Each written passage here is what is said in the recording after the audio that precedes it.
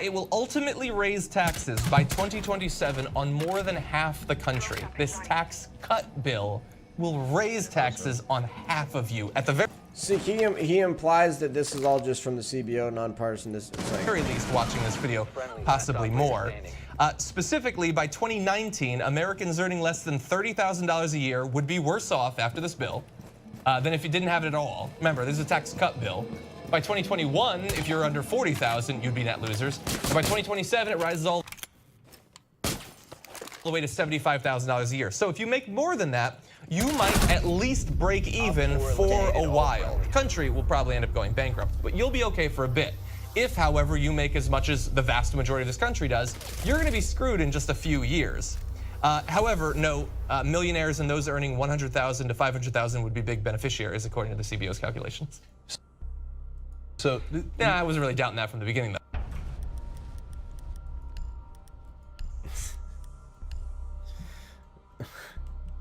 I mean, if what they were saying was factually true, then I would not support the tax bill either. But like, you want things on the webcams?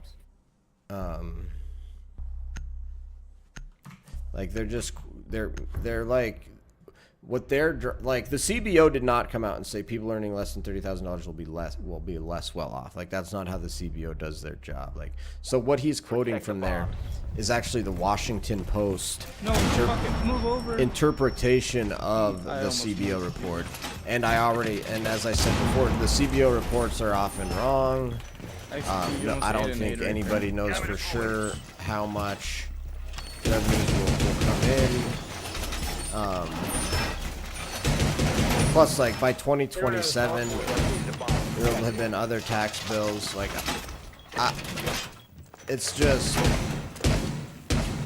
they're presenting a hard left like view of it, and Can we get this wall and ping? but I think what's important is to recognize that they're trying to attack the GOP tax cut because it doesn't cut taxes enough. Like, how disingenuous for the Young Turks. How disingenuous. They're basically being totally deceitful and misleading by pretending that they really care about lowering taxes. And it's like, also as a, I mean, it gets, and they're engaged in class warfare here by dividing people up by these various incomes.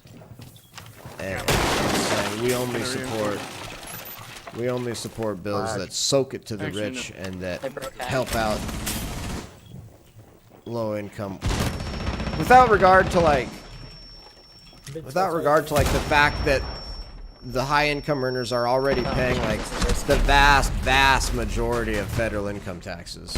Good job. You know, they will never explain that or never put that. It's just totally misleading. Like, they're being straight up misleading. But, and I haven't studied the Washington Post or the CBO report, but I'm highly suspect. Like, all this guy is doing is just, I've taken more damage is from just teammates than enemies. Just like typing whatever just like reading.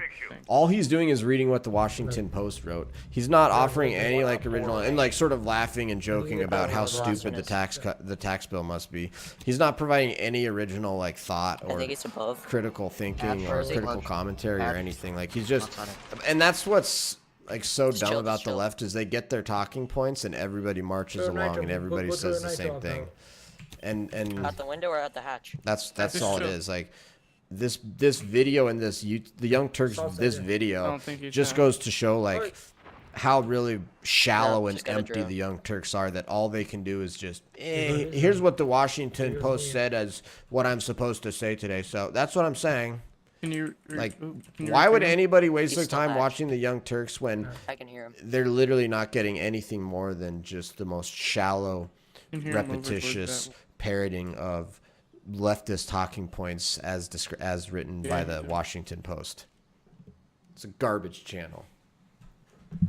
Rant over.